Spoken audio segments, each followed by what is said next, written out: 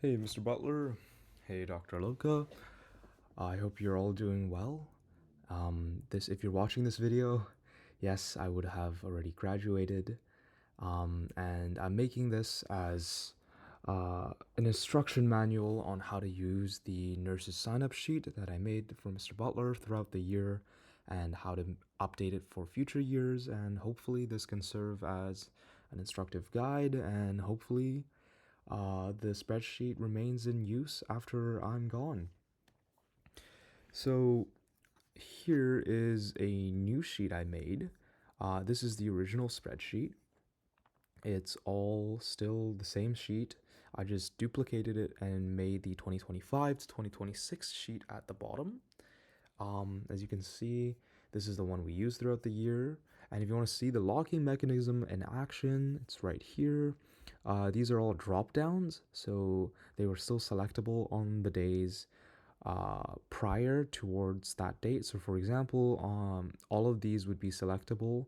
Everything down here would be selectable on September 25th, and every subsequent day at 3:30, one column gets locked, so you can't retroactively change your attendance. And if you try to, boom, this happens. There was a problem and you're unable to do so. So I just duplicated that into this sheet here, and I cleaned up all the clutter, and I made quite a few additions that Mr. Butler and I discussed throughout the year. The first thing is the FR names. Oh my goodness. The color coding annoyed me all year, so now I got to restructure it by teams. And now in the future, Mr. Butler, you can just add in whoever's in Team A, whoever's red, and then you can just plop their names down here. And another thing was, if you look at the old sheet, we just had to copy and paste this teams over and over again. And that's quite tedious. So what I've done this year is I just froze the top 5 columns. And now, whenever you scroll, you always have the team names on the top right. And the number of shifts. So how this works is it's just a countif for the cell to its left, and it'll count how many times that person's name appears on these two columns. So for example, if I'm the first person here, right now it would show that I have 0 shifts because I haven't signed up for any of them. But let's say I signed up for this shift here, and then I turn green and everyone else turns red. And this color code is done by range, so I believe if you're something like 2 or 3 behind the highest number, you're going to show up as red. And I can just come in here and delete that here. So this was the list of FRs for this year. That's obviously going to be needed to be edited. And to do that, it's quite simple. Click on the drop down, click on the little pen at the bottom. And then now you can edit all of these with next year's names. And then once you've edited all of them, ensure that, yes, should be applying to this entire range of E2 onwards. So select, you can always edit it from here.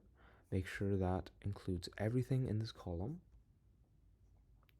In fact, I think you might want to just change that from E2 to all of E.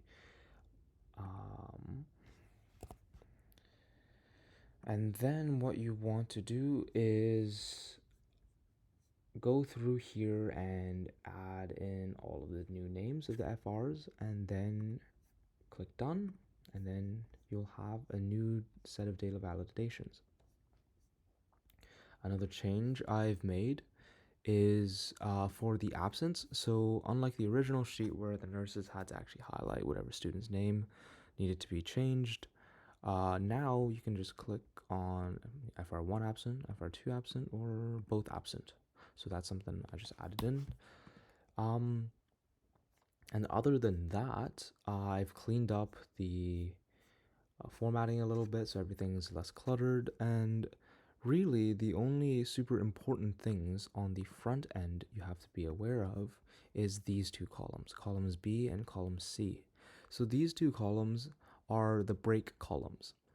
So if you look through the dates, you'll realize that none of them include our extended breaks, and that's all for the benefit of the algorithm, which calculates based on work days. So another thing I've done is I've removed every single weekend, within these list of dates. So none of the weekends are included. If you look at, it's like, for example, it was on 10th, 11th, and then it got jumps to the 14th. So I got rid of the 12th and the 13th.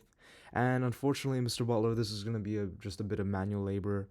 There's really not a way around it. You'll just have to add in all of the dates by hand, with the weekend subtracted.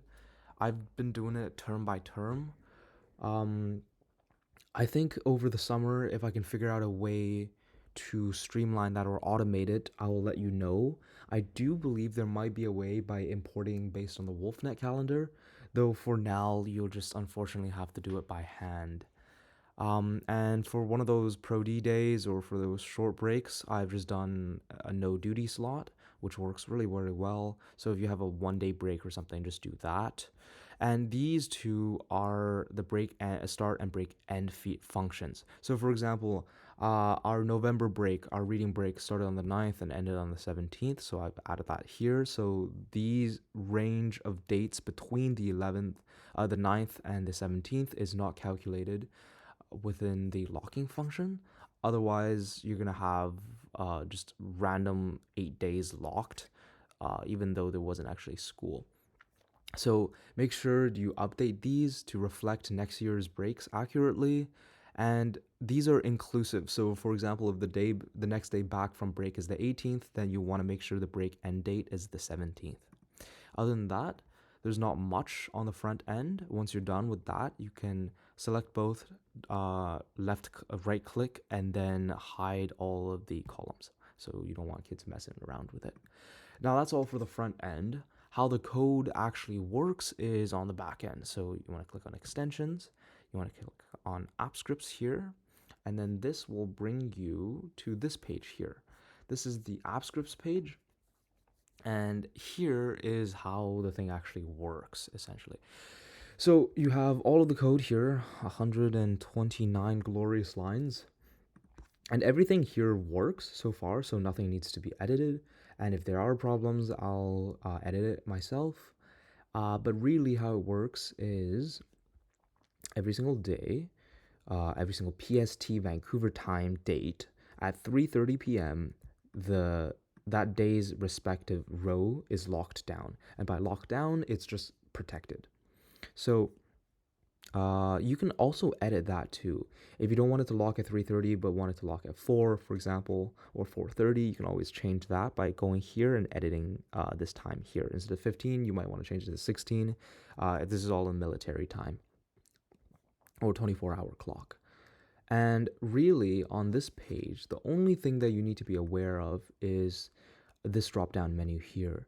And even within this drop-down menu, there's only 3 key functions. The first one is the auto-lock rows. So at the start of every semester, you're going to want to go to this page, click on auto-lock rows, and click run, just so everything is in order, really. And the other 2 is the check time zone one. This is a function I just added. And what this does is when you click on it and run it, it automatically returns the date time that the app's using right at the moment. So for example, if you run it now, it'll return 9:50 p.m. PST Vancouver, today's date, etc. But this is quite useful to see what the time clock the software is using, and I find that if you are taking this laptop to a different time zone, or if you have cases of daylight saving times, for example, you might want to run it and ensure that you still have an accurate time. So the other thing is the remove all protections function. So this one, when you click on it and run it, it'll remove every single locked row currently active in the spreadsheet, and it's good for back-end troubleshooting. So if there's something wrong, you might want to destroy every single protection. Just keeping in mind, once you run this, truly every single lock is removed. So you'll have to come back here and then click auto lock rows and run this one again. But other than that, this is just the code functions. And if there's any problems, again, please email me using the email I sent this to you through. I'm going to be very active still with anything related with FR. So Even though I'll be off in university, if there's any problems, please don't hesitate to reach out. And Mr. Butler, I made you the admin for this sheet, so you should have complete backend access to everything. Though, if there's any problem that requires me to be in person to use your laptop, I can try to dictate another student, maybe Owen through it, etc. But if there's any just like major roadblock issues, what I can always do is just host it on my end, so I can make a duplicate of the spreadsheet that we have. I can make a duplicate of this and always run everything back end from my laptop. There's really no maintenance at all, and I can run it throughout university if needed. So please let me know. And honestly, that's about all. So thank you both again for teaching me throughout these 5 years. It's truly my honor to have been your student, and I hope this software remains in use, and I hope everything remains well in the future years, and that it will have been something I leave for the school. Please let me know again if there's anything else to add, any additions. So throughout the summer, I'll be working on some streamlining, some optimization, and yeah, I hope that you've enjoyed the year as much as I have. Thank you both.